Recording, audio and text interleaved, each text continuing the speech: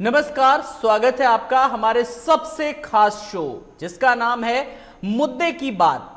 मुद्दे की बात में आज हम बात करेंगे छत्तीसगढ़ की, जहां के बिलासपुर से एक बड़ा जमीन घोटाले का मामला सामने आया है। जहां एक तहसीलदार ने, सोचिए, एक तहसीलदार ने 26 एकड़ सरकारी जमीन का फर्जी बैनामा करा दिया और राजस्व मंत्री ने आरोपी तहसीलदार को मामला सामने आने के बाद सस्पेंड कर दिया। लेकिन अब इस मुद्दे पर राजनीति गर्मा गई है। पहले जरा रिपोर्ट देखिए।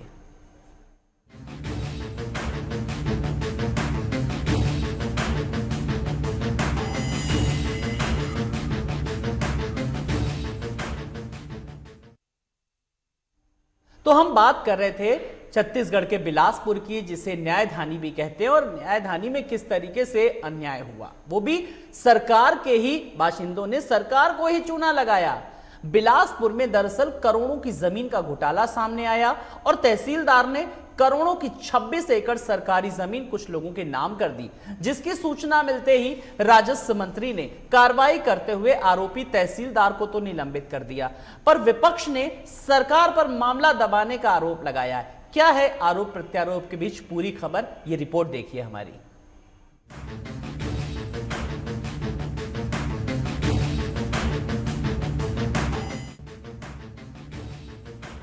बिलासपुर में राजस्व मंत्री जयसिंह अग्रवाल ने 3 दिन पहले पेड्रीडीह गांव में सरकारी जमीन को बेचे जाने के आरोप में बिल्हा तहसीलदार सत्यपाल राय को निलंबित कर दिया है। पत्रकारों को जयसिंह अग्रवाल ने बताया कि तहसीलदार ने अधिकार क्षेत्र से बाहर जाकर जमीन का नामांतरण किया है। मामले में जांच होगी। इसके अलावा जो भी दोषी होंगे उनके खिलाफ सख्त कार्रवाई की जाएगी। राजस्व मंत्री ने हमसे बात करते हुए बताया कि ग्राम पेड्रीडीह, तहसील बिल्हा और एसडीएम से जानकारी मिली कि तहसीलदार सत्यपाल प्रताप राय ने सरकारी जमीन को कई लोगों के नाम नामांतरण किया है। निजी स्तर पर खुद उन्होंने पता लगाया कि तहसीलदार राय ने पेड्रीडीह ग्राम पंचायत की करीब 26 एकड़ से अधिक सरकारी जमीन को अविनाश इंटरप्राइजेज, अब्दुल हलीम खान, शिव शरण सिंह ठाकुर, गौरव चंदानी, हितेश मखीजा, अब्दुल कलीम हक के नाम में हस्तांतरण किया है। हमने पाया कि बिल्हा तहसीलदार ने अधिकार क्षेत्र से बाहर जाकर सरकारी जमीन को दूसरे के नाम चढ़ाया है। इसलिए तत्काल प्रभाव से तहसीलदार सत्यपाल प्रताप राय को सस्पेंड कर दिया गया है। इसी कड़ी में बिल्हा विधानसभा के विधायक और नेता प्रतिपक्ष ने कड़ी प्रतिक्रिया जाहिर करते हुए कहा कि करोड़ों नहीं बल्कि अरबों रुपए की जमीन है। आरोपी तहसीलदार को निलंबित करना ही काफी नहीं है, एफआईआर भी दर्ज करनी चाहिए। टीम गठित कर इस पर जांच कर उचित कार्रवाई होनी चाहिए। जिस प्रकार से शहरी क्षेत्रों में राजस्व अधिकारियों के द्वारा जमीन के अफरा तफरी में लगे हुए हैं और सरकारी जमीन को प्राइवेट व्यक्तियों के हाथों में जिस प्रकार से नामांतरण किया जा रहा है, केवल निलंबित करना ही पर्याप्त नहीं है, बल्कि उसकी पूरी प्रकरण की जांच होनी चाहिए और मुझे लगता है उसमें एफआईआर करने की आवश्यकता है। और इस मामले के हमने पूरे जांच के लिए आग्रह किया था और उसके बाद मामला प्रकाश में आया। उसके बाद मंत्री जी ने सस्पेंड किया है, लेकिन केवल सस्पेंड करना पर्याप्त नहीं है, क्योंकि ये एक जगह का मामला नहीं है। अभी और खंगालेंगे, इंक्वायरी करेंगे तो रोड साइड में जितने सरकारी ज़मीन है लगभग इसमें इस प्रकार के राजस्व अधिकारियों के द्वारा किया जा रहा है और किया गया है, वो मामले भी उजागर होनी चाहिए और सारे तथ्य सामने आने चाहिए। राजस्व मंत्री ने कहा कि जानकारी मिली थी कि तहसीलदार ने नियम खिलाफ काम किया है, जिसके बाद ही मैंने राजस्व के अधिकारियों से मामले को लेकर बातचीत की। बिलासपुर पहुंचकर तहसीलदार और एसडीएम को तलब किया। चर्चा के दौरान एसडीएम बिल्हा ने बताया कि तहसीलदार ने अधिकार से बाहर जाकर कार्रवाई की है। राजस्व मंत्री ने कहा कि 26 एकड़ जमीन दूसरे के नाम चढ़ाई गई है। क्या तहसीलदार को ऐसा करने के पीछे कोई ताकत काम कर रही है? जो भी हो, हमें नहीं मालूम। हमने कलेक्टर को जांच के आदेश दिए हैं। कलेक्टर जांच करने के बाद रिपोर्ट पेश करेंगे, जिसके बाद आगे की कार्रवाई की जाएगी। बिलासपुर से अमित संतवानी की रिपोर्ट, लाइव टुडे।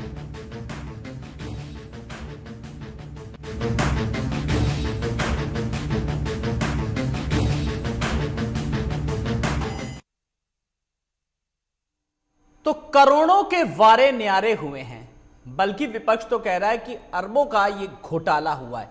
लेकिन इस घोटाले की जरा आज हम तह तक जाने की कोशिश करेंगे कि आखिर इसका असल जो है वो सूत्रधार कौन है और अब तक इस पूरे मामले में क्या कुछ कार्रवाई हुई है और कौन कौन से लोगों के नाम, जिस तरीके से जांच का दायरा बढ़ता जा रहा है, आने वाले समय में उम्मीद की जा सकती है कि कुछ और भी नाम आने वाले समय में सामने आ सकते हैं।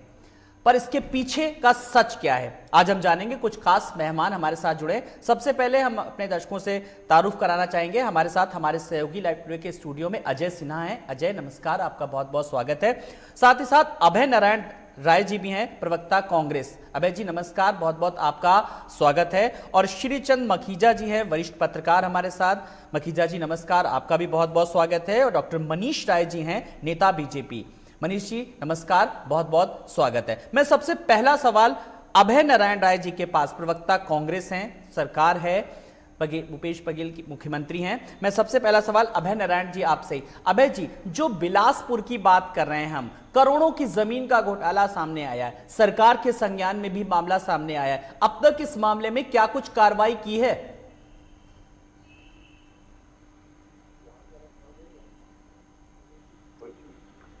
आ रही है। अभय नारायण राय बोल रहे हैं ना उनको, तो उनसे अभी स्टेटमेंट मांग रहे हैं, उनसे बाइट मांग रहे हैं। जी चलिए, अभय जी से लगता है हमारी आवाज नहीं पहुंच पा रही है, लेकिन हमारे साथ डॉक्टर मनीष राय जी भी जुड़ गए हैं। मनीष जी, एक बार आपका स्वागत करना चाहूंगा।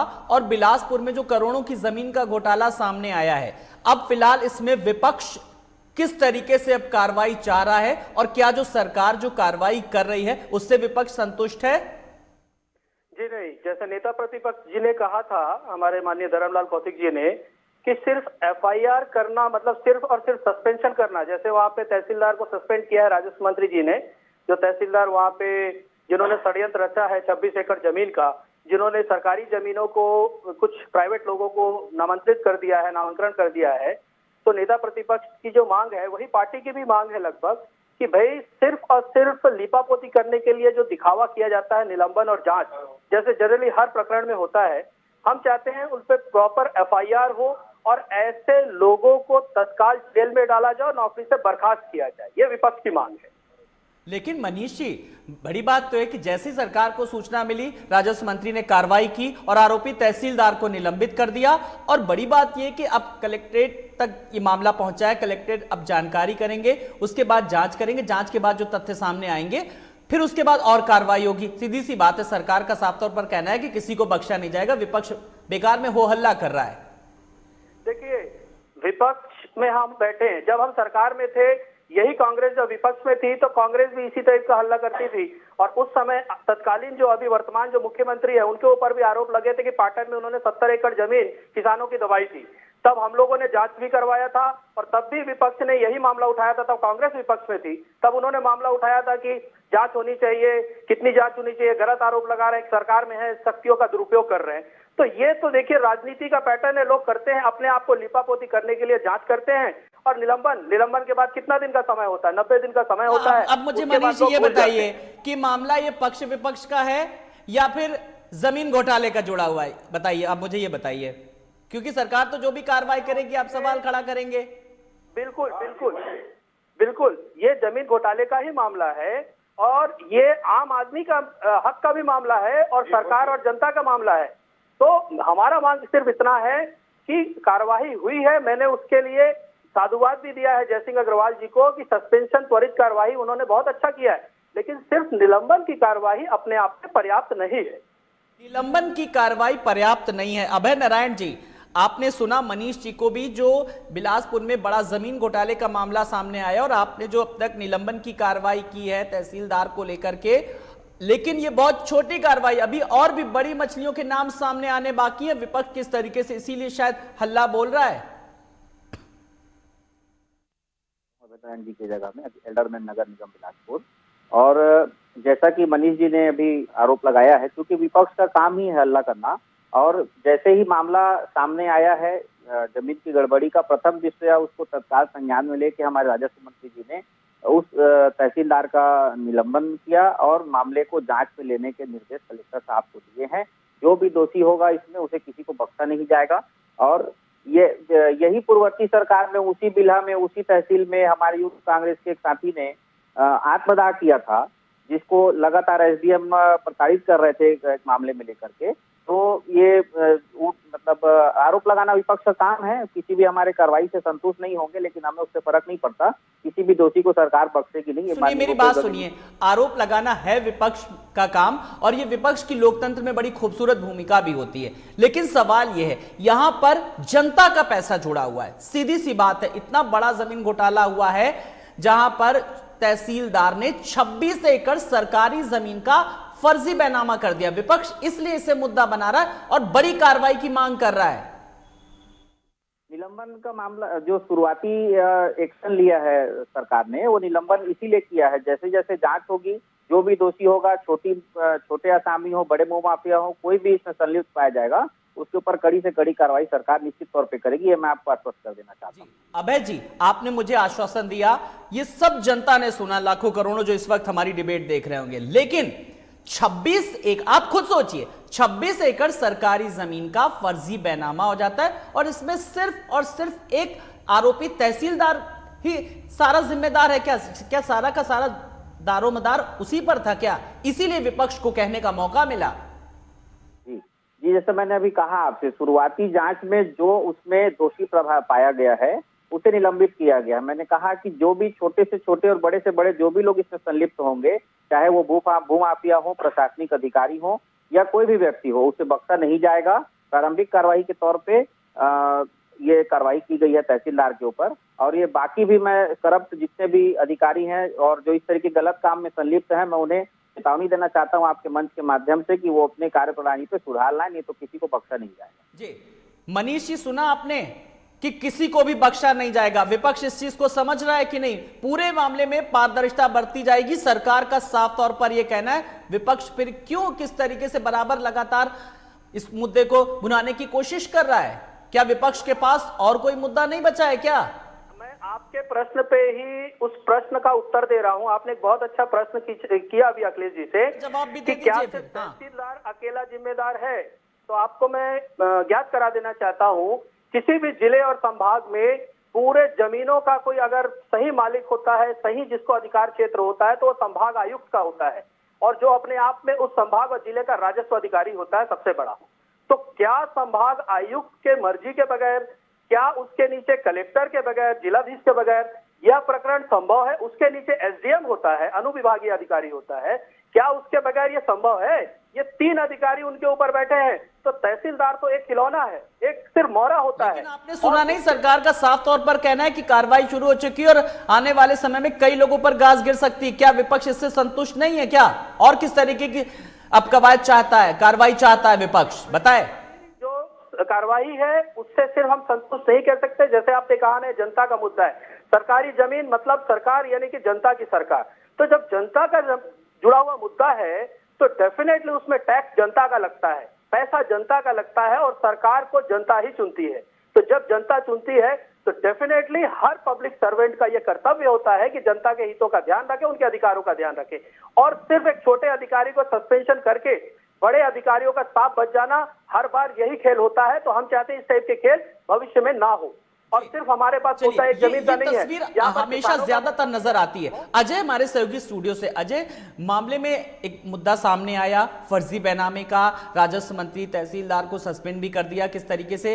इस बीच हमने सरकार से भी पूछा, सरकार ने पूरी तरीके से कहा कि हम जांच कराएंगे, विपक्ष अपना मुद्दा उठा रहा है। लेकिन घूम फिर के सवाल यह है कि एक बड़ा मामला सामने आया है और कार्रवाई के नाम पर सिर्फ एक शख्स पर अभी तक गाज गिरी है, इसीलिए शायद विपक्ष को कहने का मौका मिला है। अजय जी, आपको बता दें कि कोई भी राज्य सरकार जब सत्ता में आती है, जब भी कोई पार्टी सत्ता में आती है तो जीरो टॉलरेंस, भ्रष्टाचार के खिलाफ जीरो टॉलरेंस की बात करती है और इसी के तहत वो कुर्सी संभालती है। लेकिन जब सत्ता की चाबी वो पा जाती है, जब सत्ता को वो चलाने लगती है, उसके बाद जब भ्रष्टाचार के मामले आते हैं तब इस तरह की कार्रवाई जो है कहीं ना कहीं अपने आप में सवाल खड़े करती है। विपक्ष को तभी मुद्दा मिल जाता है सरकार पे सवाल उठाने का। आपको बता दें कि इतना बड़ा घोटाला हो जाता है, घोटाला जब होता है तो उसकी भूमिका बहुत पहले से बनने लगती है। अगर भूमिका बन रही है तो ऊपर के जो अधिकारी हैं, जो आरोपी जो गिरफ्तार हुआ, आरोपी के जिसके खिलाफ निलंबन कार्रवाई, उसके ऊपर के जो अधिकारी हैं वो इस चीज से बेखबर कैसे रह सकते हैं?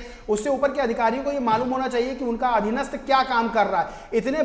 इतनी बड़ी जो भूमि है, इतनी बड़ी जो जमीन है, उसका जो है इस तरह से बैनामा फर्जी कर देना और जितने लोगों के नाम जमीन की गई है, क्या बिना मीटिंग के तो ये संभव नहीं हो सकता है। कहीं ना कहीं पहले से ही बहुत खिचड़ी पक रही होगी। अब जब ये मामला उठ के सामने आया है, मामला मीडिया में आ गया, विपक्ष की नजरों में आ गया है, तब सरकार का ये रवैया, राजस्व मंत्री जो है तहसीलदार को निलंबित कर देते हैं। सिर्फ निलंबन की कार्रवाई से काम नहीं चलेगा, तुरंत गिरफ्तारी होनी चाहिए, एफआईआर दर्ज हो। जिन्होंने जमीन ली है, जिनके नाम जमीन हुई है, वो बड़े बड़े वहां के नाम हैं, उन पर भी जो है एफआईआर दर्ज होनी चाहिए, गिरफ्तारियां होनी चाहिए। और सरकार को इसमें सख्त रुख अपनाना चाहिए कि कौन कौन से अधिकारी, चाहे वो नीचे से ऊपर तक जितने भी अधिकारी हैं, जिनकी मिली भगत है, वो सब जो है उनकी जांच करवानी चाहिए। और सबसे बड़ी बात मैं आपको बता दूं कि अगर 26 एकड़ जितनी बड़ी जमीन का जो है फर्जीवाड़ा हुआ है, तो इसका मतलब जो आरोपी तहसीलदार है वो पहले से ही कई तरह के जो है भ्रष्टाचार के मामलों में लिप्त रहा होगा, क्योंकि कोई भी छोटा अधिकारी, तहसीलदार जो है वो इतनी बड़ी जमीन का जो है फर्जीवाड़ा एक बार में नहीं कर सकता है। इससे पहले भी कई भ्रष्टाचार के मामलों में लिप्त रहा होगा। तो सरकार क्या कर रही थी, सरकार की जो इंटेलिजेंस यूनिट है वो क्या कर रही थी, अधिकारियों पर क्या नजर नहीं रख रही थी कि लगातार इस तरह का जो है भ्रष्टाचार के मामले को करता करता इतना बड़ा वो मगरमच्छ बन गया कि उसने इतनी बड़ी सरकारी जमीन को ही जो है सरकारी जमीन के साथ फर्जीवाड़ा कर दिया है। और अब सबसे बड़ी बात देखने वाली ये है कि सरकार जहां उसके निलंबन की कार्रवाई कर रही है, तो निलंबन की कार्रवाई, देखिए निलंबन की कार्रवाई तो बहुत छोटी चीज में भी अधिकारियों के ऊपर कर दी जाती है, लेकिन बड़ा सवाल यही खड़ा करता हूं, विपक्ष भी सवाल ये कर रहा है कि जल्द से जल्द जो है एफआईआर हो। और सबसे बड़ी बात यह है कि जांच हो कि इतनी और किस जो आरोपी अधिकारी उसने और कई तरह के जो भ्रष्टाचार किए हुए पहले भी, वो जो है किस तरह से उसने भ्रष्टाचार किए, कौन कौन से मामलों में भ्रष्टाचार किया और आगे किस तरह के भ्रष्टाचार करने की उसकी नियत थी, क्या उसके प्लान थे, ये भी पूछताछ में सामने आना चाहिए। बड़ी बात कहा अजय, आपने बहुत सही कहा कि जो लूप होल्स हैं और तहसीलदार बिना किसी बड़े अधिकारियों के संरक्षण के बिना क्या फाइल को किस तरीके से आगे बढ़ सकती है, शायद हरगिज नहीं। हमारे साथ वरिष्ठ पत्रकार श्री चंद मखीजा जी भी जुड़े हैं। मखीजा जी नमस्कार, बहुत बहुत स्वागत है। आपने राजनीतिक दलों की बात सुनी, आपने रमन सिंह का कार्यकाल भी देखा पिछली सरकारों का, और अब बहुत वरिष्ठ है और भूपेश बघेल साहब का भी देख रहे हैं। अब वर्तमान सरकार में जो जमीन घोटाले का मामला सामने आया है मखीजा जी, तहसीलदार ने 26 एकड़ सरकारी जमीन का फर्जी बैनामा कर दिया। देखिए, क्या एक तहसीलदार इतना बड़ा घोटाला कर सकता है? सिर्फ एक, कि कह सकते हैं कि इसमें एक बड़ा नेटवर्क काम कर रहा है?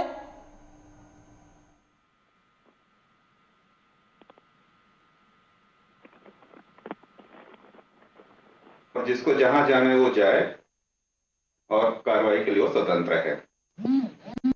हम जब तक याचक की भूमिका में रहेंगे, हर जगह आवेदन देते रहेंगे और लोक सेवकों पर जिम्मेदारियां तय नहीं होंगी,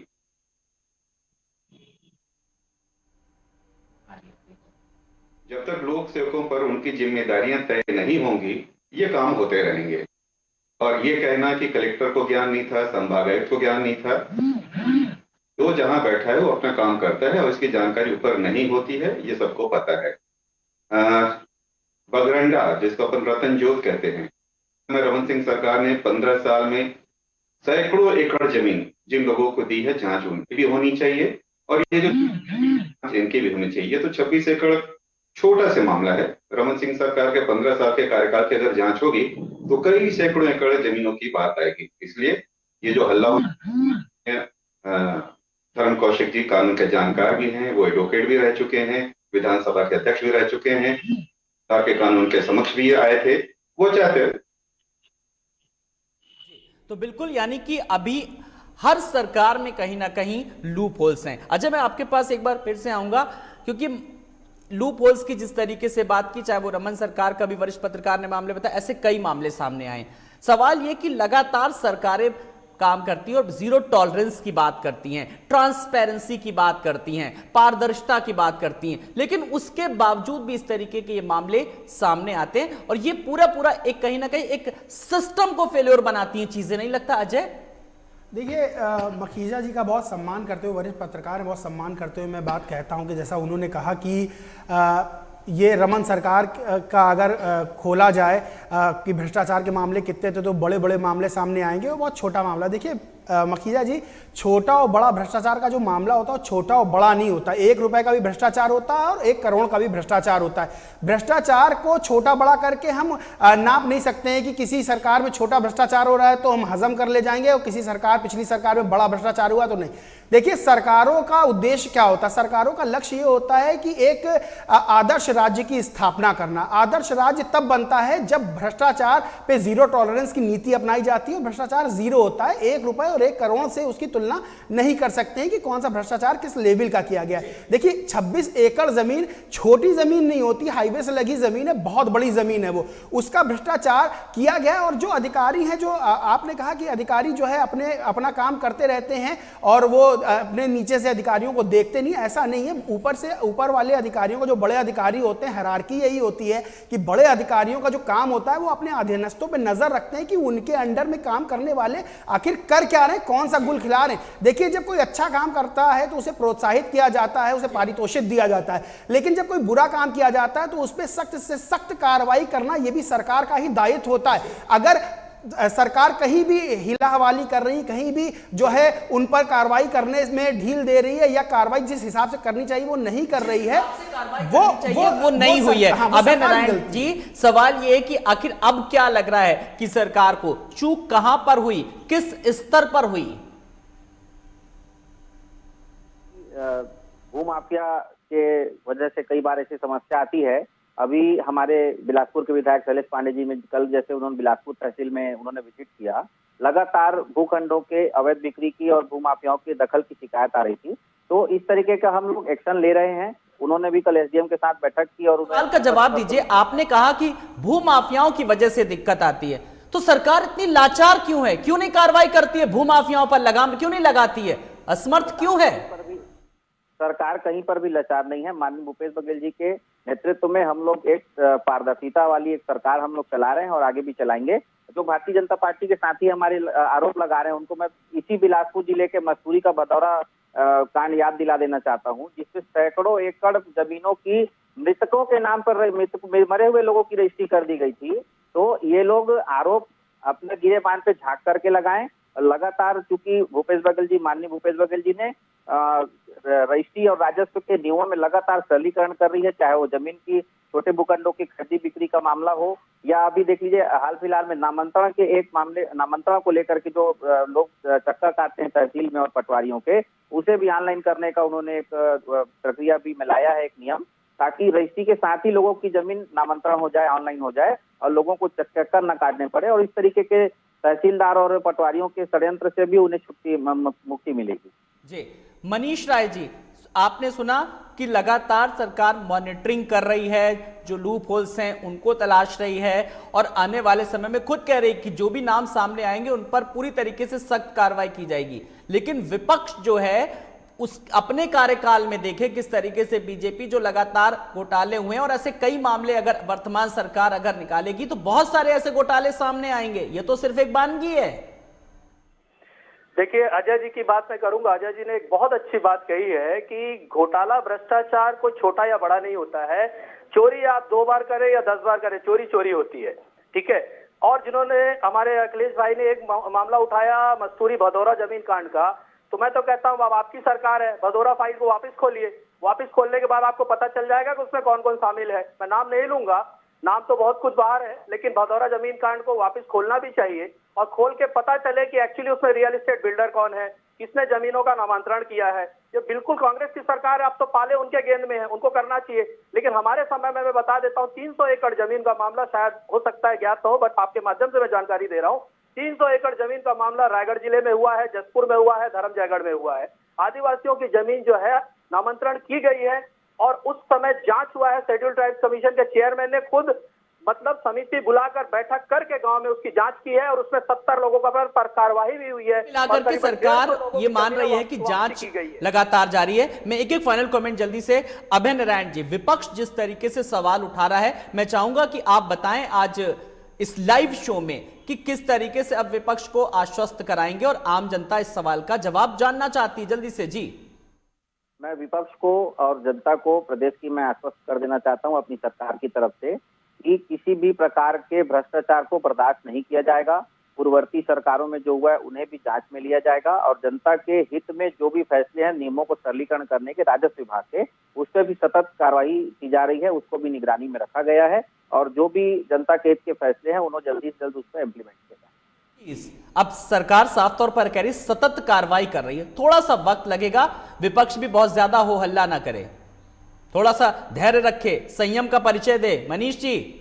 बिल्कुल संयम का परिचय, हम सरकार के साथ हैं, जनहित के मुद्दों में बिल्कुल सरकार के साथ खड़े हैं। लेकिन बस मेरा लास्ट में एक छोटा सा सलाह है कि हम लोगों ने एक बहुत अच्छी प्रक्रिया शुरू की थी 22 बिंदु, जिसमें लगभग सारे विषय आ जाते थे। जमीन किसका है, किससे लिया गया, 50 साल का रिकॉर्ड, सारी चीजें, उसका पूरा पश्चिम दिशा, सारी चीजें आ जाती थी, B1 खसरा, ये सारी चीजें इस सरकार ने आने के बाद अचानक से बंद कर दी। तो ये मामला अपने आप में बहुत एक हाइडेड मामला है कि जो ट्रांसपेरेंसी थी वो अचानक से आपने बंद क्यों कर दी। तो ये मेरे सरकार को सुझाव भी है कि 22 बिंदु जैसा एक मामला है, अगर 22 बिंदु सारे तहसीलदार ऑफिस में अगर लागू कर दिया जाए तो मुझे लगता है बहुत सारी स्टेट के भ्रष्टाचार के मामले बाहर आएंगे और बिल्कुल हम सरकार के साथ खड़े हैं। सरकार जहां अच्छा काम करेगी हम बिल्कुल सरकार को हम साथ भी देंगे।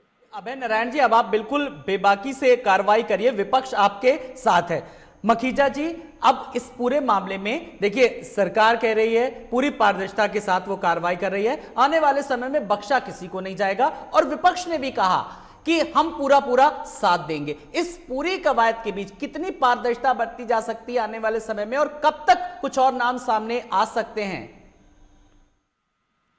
नहीं आएंगे 22 बिंदु पे 30,000 लगते हैं, पटवारी भी वैसी है, तहसीलदार है, जमीन सुधार जरूरी है और जनप्रतिनिधि जिनको हमने चुना था अपने सुविधा के लिए, अपने काम के लिए, वे उन्हीं अधिकारियों के यहाँ जाके अपनी कमीशन मांगते हैं। वो कार्रवाई नहीं करेंगे, पहले भी नहीं हुई, रमन सिंह की सरकार के समय नहीं। ये फालतू बात है। तहसीलदार ने साफ कह दिया मैंने जो भी काम किया कानून सम्मत काम, ठीक है, निश्चिंत है, जिसको जो कार्रवाई करनी करे। 4 दिन ये हल्ला होगा, विपक्ष का जो काम है वो करेंगे, बाकी आप देखिएगा कुछ भी सामने नहीं आएगा, कोई पारदर्शिता नहीं। रेड चल रहा है, यहाँ के विधायक ने कह दिया था सिर्फ थाने में, और मैं कह रहा हूँ कि पूरे प्रशासन के हर स्तर पर आपको पैसे देने पड़े। अजय, एक फाइनल कमेंट मैं आपसे एक बड़े परिदृश्य में एक फाइनल कमेंट चाहूंगा कि चाहे उत्तर प्रदेश की सरकारें हो, मध्य प्रदेश की सरकार हो या फिर छत्तीसगढ़ की क्यों ना, सरकारें योजनाएं बनाती हैं, लगातार उनका इंप्लीमेंट भी करती है, लेकिन अधिकारी कहीं ना कहीं पलीता लगा रहे हैं और वही चीज कहीं ना कहीं एक बार फिर छत्तीसगढ़ में सामने आई।